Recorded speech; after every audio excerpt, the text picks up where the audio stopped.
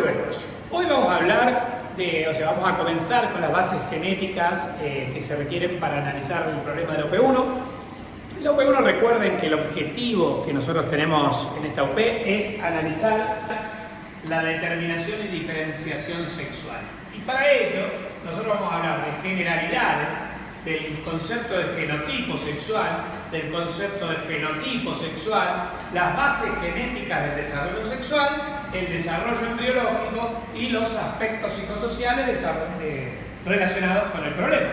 Entonces, si nosotros queremos hablar del proceso de sexuación de la sexualidad infantil, tenemos que analizar los aspectos genéticos y los aspectos embriológicos y psicosociales que hacen el desarrollo sexual. Esa es la base del análisis de la OP1. Bueno, con respecto a la bibliografía, nos vamos a basar para genética en estos tres libros. Genética general, vamos a utilizar algunos conceptos del capítulo 1 y 2 del Jorde, con algunas cositas de este libro, que es en la cadena, pero después para lo que es genética del desarrollo sexual, vamos a hablar del Solari, capítulos 10 y capítulo 11. En el capítulo 10, en este libro, habla, acá está, de la determinación sexual y los cromosomas sexuales, y en el 11 habla de ligamentos, genes ligados al sexo, fenómenos de compensación de dosis. Nos vamos a basar en los capítulos 10 y 11 del Solari, para la parte específica del desarrollo sexual, mientras que algunas cuestiones de genética general las vamos a tomar del Jorde o de la cadena. ¿Estamos? Muy bien, esta sería la bibliografía de donde voy a sacarles las clases correspondientes.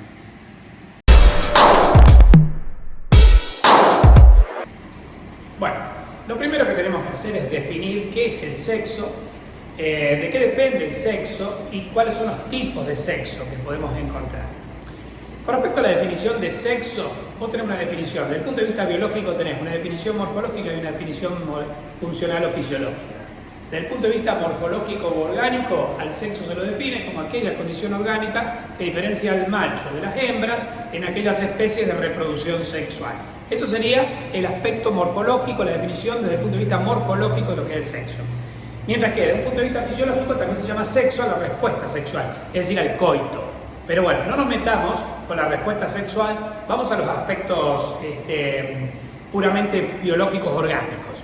Cuando nosotros hablamos de estos aspectos, de los aspectos de la condición, cuando definimos al sexo como aquella condición orgánica que diferencia a los machos de las hembras, estamos asumiendo que, bueno, primero que es binario, o sea que solo existe macho y hembra en la naturaleza, y bueno, imagínate en los humanos, como que hay un sexo dual, o sos varón o sos mujer, o sos macho o hembra como cualquier animal, cuando en realidad en los humanos es mucho más complejo y eso lo vamos a analizar, pero más desde el punto de vista psicosocial.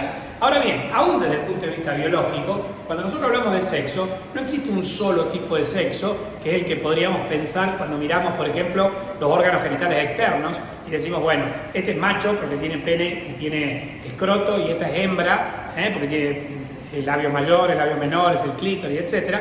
Sino que existen, y al menos en el Solari así están descritos, unos 10 tipos de sexo diferentes, que son los siguientes. Bien. Por un lado tenemos el sexo, bueno, los 10 tipos de sexo son el sexo génico, el cromosómico o cigótico, el cromatínico, el gonadal, el ductal, el genital externo, el somático, el sexo de crianza, el sexo psicológico y el sexo de asignación o jurídico. El sexo génico se explora con sondas de ADN, es decir, por mecanismos de genética molecular, y consiste en la investigación de un gen concreto, que es el gen SRI, que es el determinante del sexo masculino. Si vos poseés este gen, decimos que tu sexo génico es SRI positivo, y si careces de este gen, decimos que sos SRI negativo. En el concepto dual de sexo masculino o femenino, el SRI positivo se homologa con el sexo masculino y el SRI negativo con el femenino. Se lo considera un sexo femenino. Después, con respecto al cromosómico o cigótico, este se investiga a través del cariotipo, es decir, de la investigación de los cromosomas, concretamente los cromosomas sexuales. Y ahí, si vos posees un cromosoma sexual X y un cromosoma sexual Y, si tu sexo cromosómico es XY, se dice que es masculino. Mientras que si tu sexo cromosómico es XX, se dice que es femenino. El tercer tipo de sexo es el cromatínico. Este se investiga por frotis y vos estudiás al microscopio óptico la presencia o la ausencia del corpúsculo de Barr. El corpúsculo de Barr es uno de los dos cromosomas sexuales X condensados como heterocromatina y adheridos a la cara interna de la envoltura nuclear, donde se lo observa como palillo de tambor. El varón, que tiene un cromosoma X y un cromosoma Y, al cromosoma X que tiene lo necesita usar. Lo tiene, a su cromatina la tiene toda desarrollada como eucromatina. Esta no se ve al Mo, por ende no veo corpúsculo de Barr. Decimos que es cromatina sexual negativa. En el caso de las mujeres, que tienen dos cromosomas X, uno lo usa, lo tiene como eucromatina, pero el otro lo guarda, lo tiene como heterocromatina, y entonces yo veo en las mujeres el corpúsculo de Barr. Por eso decimos que la cromatina sexual de las mujeres es positiva. La cromatina sexual positiva identifica al sexo, al sexo femenino. Con respecto al sexo gonadal, que se investiga por la laparoscopía más biopsia del órgano, puede ser que vos tengas testículos o que tengas ovarios. Si llegás a tener una gónada mixta, con aspecto de testículo y de ovario, es decir, al corte, a la biopsia, con túbulos seminíferos y además folículos ováricos, esa gónada mixta se llama ovotestis y bueno, esa es una condición de hermafroditismo que en un ratito vamos a ver. Entonces, lo normal es que vos tengas o testículo u ovario. Para certificar, no solo basta identificar la gónada, sino que hay que hacer una biopsia para ver en su interior si tiene folículos ováricos o si tiene túbulos seminíferos. Bien, después tengo el sexo ductal. Se explora mediante la exploración pelviana y se trata de identificar aquellos derivados embriológicos del conducto mesonéfrico de Wolff o aquellos derivados embriológicos del conducto paramesonéfrico de Müller. Así, el masculino, el varón, si se desarrolló adecuadamente por mecanismos genéticos y hormonales, tendrá derivados del conducto mesonéfrico de Wolff, tales como el epidídimo, el conducto deferente, el conducto eyaculador, las vesículas seminales. En cambio, si aquellos aspectos genéticos y embriológicos determinar que la diferenciación sea a partir del conducto paramesonéfrico de Müller, la mujer va a tener trompas de falopio, útero y vagina. Bien, después tengo los genitales externos. Eso lo exploramos mediante el examen físico. Consiste en explorar si el individuo tiene pene y escroto, o si tiene clítoris, labio mayor y labio menores. Bien, hasta ahí. El sexo génico, el cromosómico, el cromatínico, el gonadal, el ductal, el genital externo son biológicos y se adquieren antes de nacer. Estos primeros 6 tipos de sexo se adquieren durante la vida intraembrionaria. El niño nace con estos 6 tipos de sexo biológicos ya diferenciados. En cambio, el somático se desarrolla durante la pubertad. Al alcanzar la pubertad y cuando las gónadas comienzan a aumentar la secreción de hormonas masculinas y o femeninas, comienzan a desarrollarse los caracteres sexuales masculinos o femeninos que mediante el examen físico se pueden explorar. Así, por ejemplo, el varón tendrá voz gruesa, mayor preponderancia de la cintura escapular por sobre la pelviana, mayor masa de tejido muscular que de tejido adiposo, mayor cifra de glóbulos rojos, hematocrito, una línea de implantación del cabello que es diferente a la de las mujeres, con entradas laterales. El vello púbico es triangular, extendido hacia la línea media. Bueno, todas estas son cada vez más graves, son caracteres sexuales secundarios típicos del varón. En cambio, en la mujer hay mayor preponderancia del tejido adiposo por sobre el tejido muscular, tiene más ancha la cintura pelviana que la cintura escapular, tiene las mamas. En el varón, me había olvidado que se desarrolla la barba, el bigote, el vello torácico. En las mujeres todo esto no se desarrolla. El vello púbico en las mujeres es triangular hacia abajo. La línea de implantación del cabello no tiene las típicas entradas laterales. La voz es más aguda, tiene un tono más agudo, porque el diámetro anteroposterior de la nariz es diferente al del varón. Estos son los caracteres sexuales secundarios, también son biológicos, se adquieren en la pubertad y se exploran mediante el examen físico. Bueno, hasta aquí, estos 7 tipos de sexo, son los 7 tipos de sexo, son biológicos, 6 prenatales y 1 postnatal, constituyen precisamente el sexo biológico. Pero hay otros tipos de sexo que son relevantes en medicina. Por ejemplo, el sexo de crianza.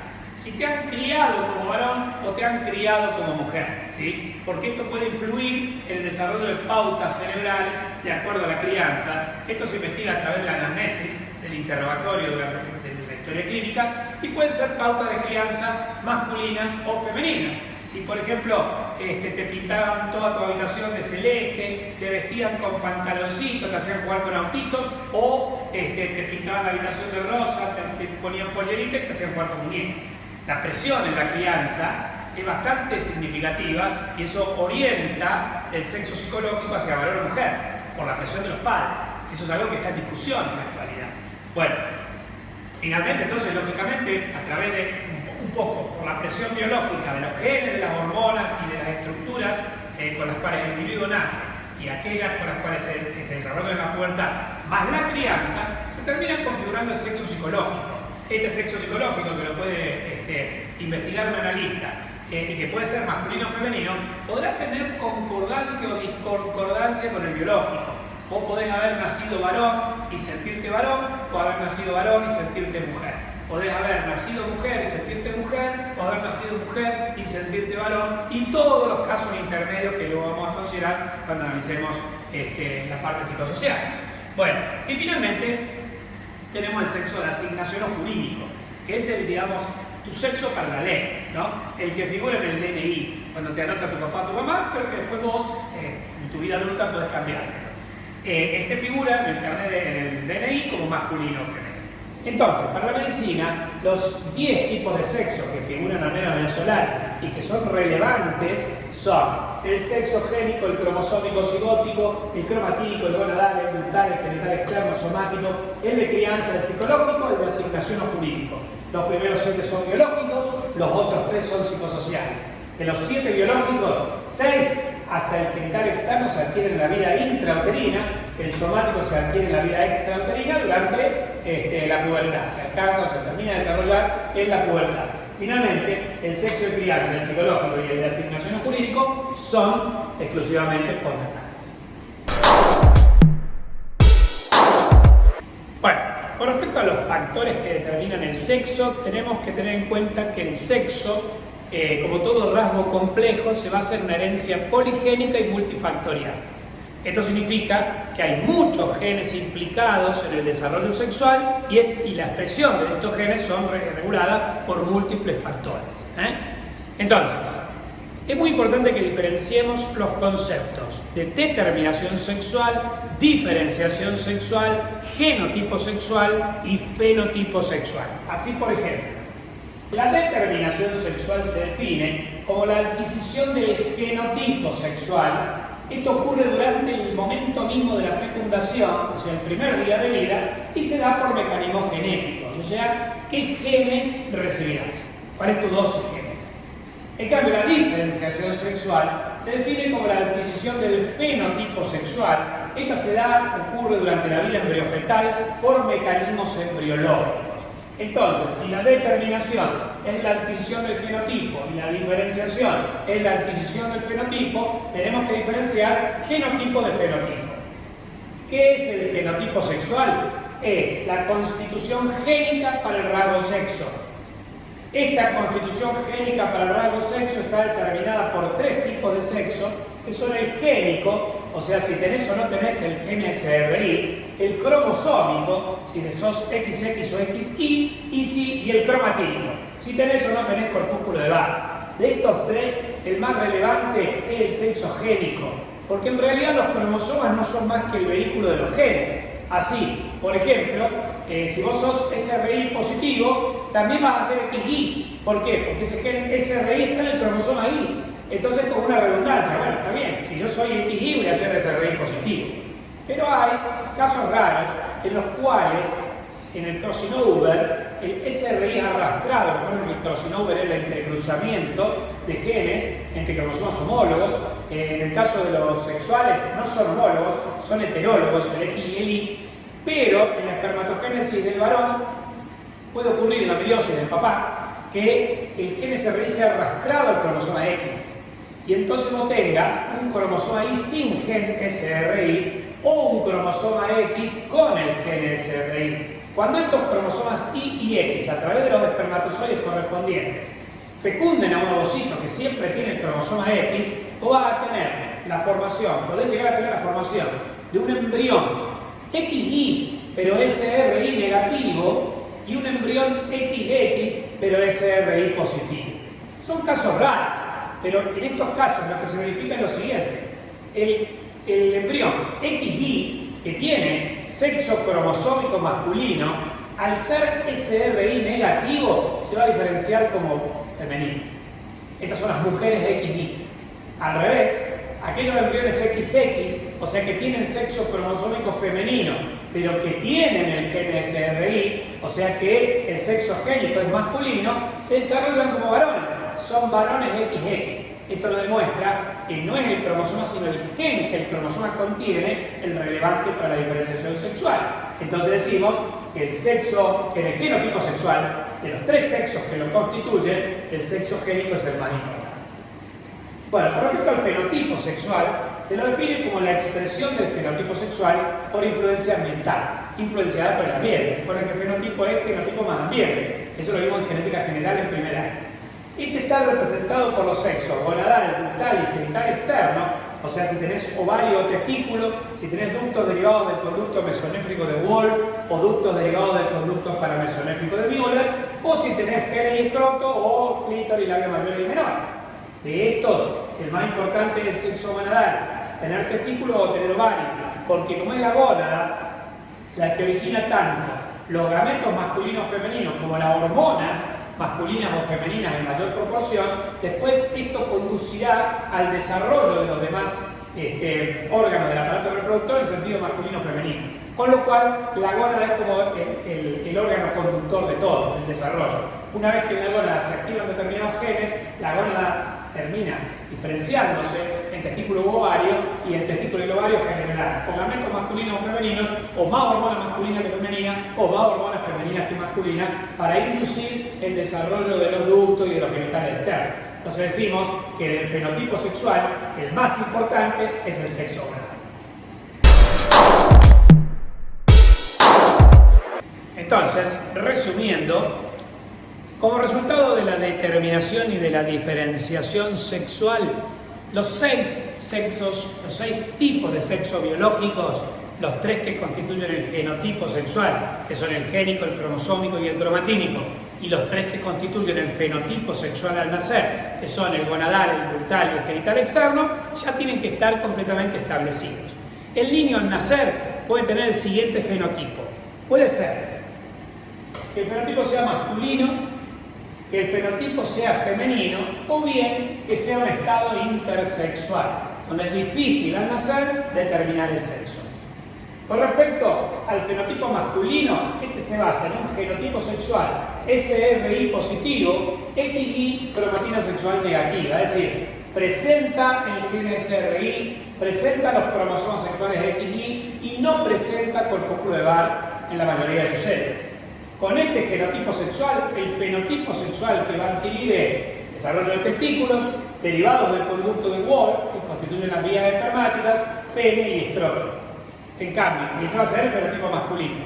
Si nace con un perfil génico, con un genotipo sexual SRY negativo, XX y cromatina sexual positiva, es decir, carece del gen SRY, tiene dos cromosomas sexuales X y vemos el corpúsculo de Barr en la mayoría de las células, el fenotipo sexual en este caso va a ser que van a ser con ovarios, con derivados del Müller como trompas, útero y vagina, clítoris, labios mayores y menores. Ahora bien, podría ocurrir que el niño nazca intersexual. ¿Cuáles son los estados intersexuales? Tenemos, por un lado, los hermafroditas verdaderos, son muy raros. Como les decía antes, tiene una gónada mixta que se llama ovotestis, que al corte histológico, a la biopsia, muestra tanto túbulos seminíferos como folículos ováricos. Ser hermafrodita significa poseer ambos sexos, y este individuo tiene los dos sexos, pero por lo general, a diferencia de por ejemplo, de las plantas hermafroditas que se pueden autofecundar, existen solo 100 casos descritos en toda la bibliografía médica de hermafroditas verdaderos en humanos, y ninguno se ha visto que se haya autofecundado. Lo que es un poco más frecuente, sin que sea un hecho muy frecuente en la población, es el caso de los pseudohermafroditas, los que nacen con gónada de un sexo y genitales externos del otro sexo. En este caso, a los pseudohermafroditas se los diferencia en dos. Tenemos por un lado los androginoides y por otro lado los ginoandroides. El prefijo andro quiere decir varón, gino quiere decir mujer. Entonces, si yo antepongo, lo primero, el prefijo que pongo indica la gónada y el sufijo indica los genitales externos. Entonces, un pseudohermafrodita androginoide nace con testículos y genitales externos de mujer. Un ginoandroide nace con ovarios y genitales externos de varón. Está claro que no tiene los dos sexos, porque si decíamos que el sexo más importante desde el punto de vista fenotípico del gonadal, el pseudohermafrodita o tiene testículo o tiene ovarios. Así que, por ejemplo, no se puede autofecundar. Bien, y después tenemos el caso de las disgenesias gonadales. Las disgenesias gonadales son alteraciones que se dan por la carga cromosómica recibida. Cuando se diagnostican el cariotipo y cuando vos las haces, cuando vos haces el cariotipo ves que en lugar de ser 46,XX o 46,XY, es decir, que tenga 46 cromosomas totales y que los sexuales sean XX o XY, vos vas a ver acá que en el caso del síndrome de Turner, vos tenés 45 cromosomas totales y los sexuales son X0. O sea, le falta un cromosoma y justo el que le falta es uno de los sexuales. En este caso, en el síndrome de Turner, el individuo fenotípicamente es mujer, es femenino. Va a tener ovarios, va a tener genitales externos de mujer, etc. Pero va a tener una estructura llegada a la pubertad brevilínea, de baja estatura, generalmente tiene amenorrea, o sea, no ovulan ni menstruan. Pueden tener ciertos rasgos de virilización, como que les crezca la barba y el bigote. Estamos en un síndrome de Turner. Mientras que, por el contrario, el síndrome de Klinefelter, en el cariotipo muestra 47 cromosomas en lugar de 46, o sea, uno de más, y el cromosoma que le sobra es uno de los sexuales. Es 47,XXY. Tiene dos cromosomas sexuales X y un cromosoma Y. Por el hecho de que tiene el cromosoma Y y por ende tiene un gen SRY, fenotípicamente es varón. Tiene testículos y tiene genitales externos de varón, pero es un varón longilíneo, alto, delgado, con la piel puede llegar a tener hipogenitalismo, o sea, pene y escroto y testículos pequeños, con bajo conteo de esperma, pueden ser estériles también, como el síndrome de Turner. Tienen el pelo muy lacio, o sea, pueden tener ginecomastia, o sea, agrandamiento de las mamas, es decir, tienen cierta ambigüedad en los rasgos fenotípicos. Sin embargo, tales rasgos fenotípicos son de varón. Estas son las disgenesias gonadales. En resumen, chicos, de acuerdo a la determinación y a la diferenciación sexual, vos nacés masculino, femenino o intersexual. Después, con el curso de la vida extrauterina, a medida que va progresando, digamos, se van incorporando pautas por la crianza, por las presiones sociales, las relaciones sociales, etc., vos vas configurando el sexo psicológico. Y en función de la concordancia y disconcordancia del sexo biológico más psicológico, surgirá el género del individuo. Cómo se comportará en sociedad, si como masculino o como femenino, según factores, digamos, biológicos, históricos, socioculturales.